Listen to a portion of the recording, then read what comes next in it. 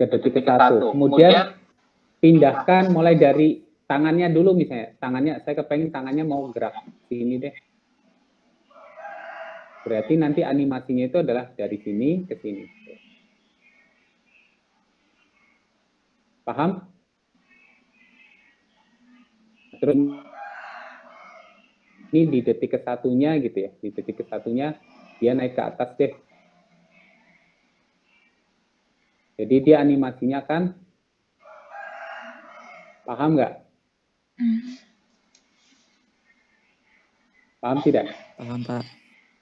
Nah, silakan coba kalian modifikasi. Jadi dipindahkan titik-titiknya ya untuk mendapatkan hasil animasi. Silakan kalian praktekkan.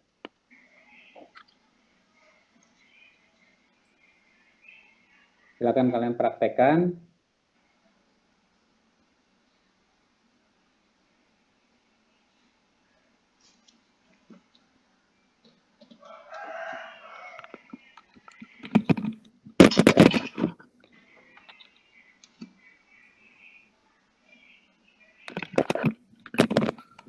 Saya kasih waktu 15 menit untuk praktek membuatnya.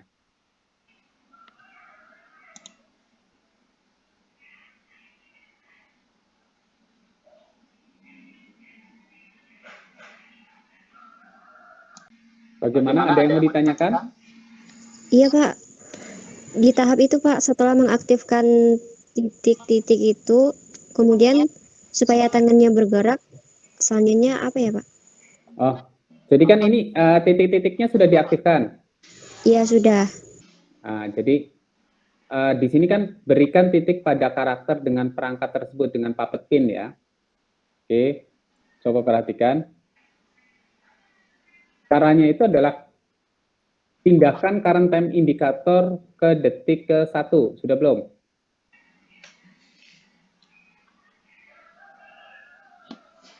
Sudah? Ini jadi dari sini terus kemudian pindahkan ke detik ke 1. Paham nggak sampai sini? Iya, Pak, paham. Nah, kemudian titiknya itu dipindahkan nih, titik yang tadi kita buat itu pindahkan ke tempat lain. Nanti akan muncul titik nih di sini. Ini juga sama, pindahkan. Nah, gitu. Jelas? Paham sampai sini? Iya, Pak, paham. Iya, sudah. Sudah mengerti ya? Mengerti, Pak. Makasih, Pak. Ya, menggunakan puppet pin ya, dengan menggunakan fasilitas puppet pin. Sekarang bagaimana caranya misalnya ya? Bagaimana caranya kalau misalnya kita akan menggabungkan karakter yang kita buat ini ya. Karakter yang kita buat ini itu yang di belakangnya itu ada background-nya misalnya. Di belakangnya itu ada background-nya. Nah, background itu bisa diperoleh dengan menggunakan file yang ada. Kalian cari misalnya nih. Saya pengen cari background color ya misalnya. Oke, sebentar. Misalnya saya pilih background color-nya itu background-nya itu misalnya landscape ya. Landscape vector misalnya, landscape vector. Ini kan contoh ini ya, contoh background yang bisa kita manfaatkan untuk background animasi kita misalnya. Contoh vektor yang bisa kita jadikan background anime kita. Kita download aja misalnya. Salah satunya kita klik kanan, save image as. Silakan kalian save image as, kemudian diletakkan di desktop. Kita beri nama background ya, background kartun misalnya. Background kartun. Nah, di sini perhatikan. Di sini itu kita import, jadi background kartun yang sudah kita ambil itu kita import. Import seperti ini ditarik ke bagian bawah. Ini kalau bentuknya itu adalah yang statis, diperbesar.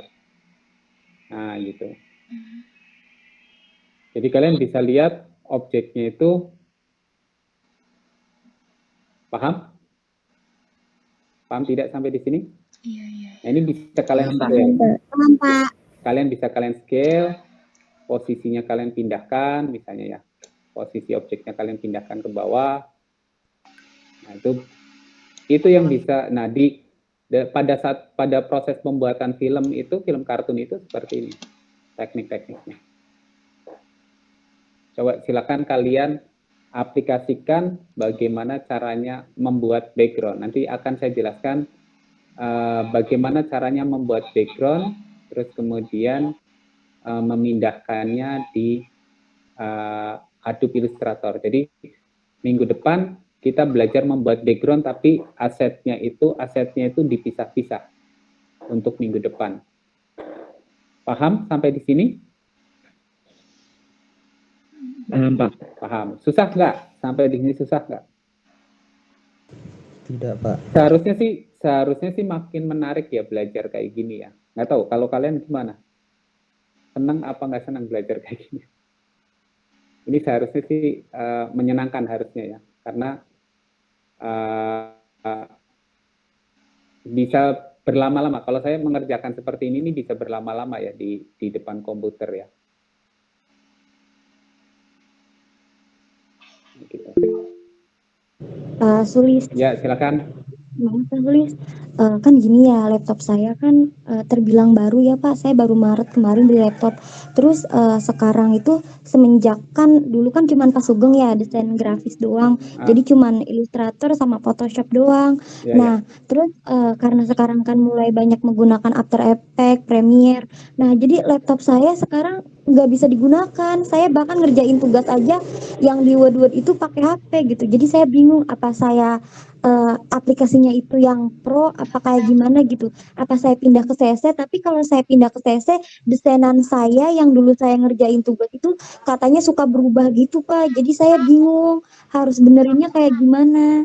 Sebenarnya gini, pada saat menginstal aplikasi itu diusahakan disesuaikan dengan kapasitas komputer. Jadi dari awal kalau misalnya kalian punya komputernya itu terbatas gitu ya kapasitasnya, itu ada baiknya tahapannya itu adalah kalian gunakan jangan yang CC tapi yang CS6 lah ya paling enggak gitu. CS6 kan lebih rendah dibandingkan CC ya. Nah itu sudah cukup maksimal sih sebenarnya. Tidak perlu harus kalian menggunakan yang CC. Kalau CC itu butuh kapasitas lebih besar komputernya.